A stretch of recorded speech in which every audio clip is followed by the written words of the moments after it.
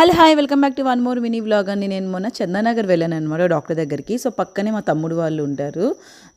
So అయితే ఆ రోజు అనుకోకుండా మా మరదలది బర్త్డే అనమాట. సో ఆ రోజు సరే అనేసి తన బర్త్డే కదా అనేసి కేక్ తెప్పించి కేక్ కట్ చేయించాను అనమాట. బాగా హ్యాపీగా అనిపించింది. బికాస్ వీళ్ళు ఎప్పుడు ఎక్కువ అవుట్ ఆఫ్ కంట్రీ ఉంటారనమాట.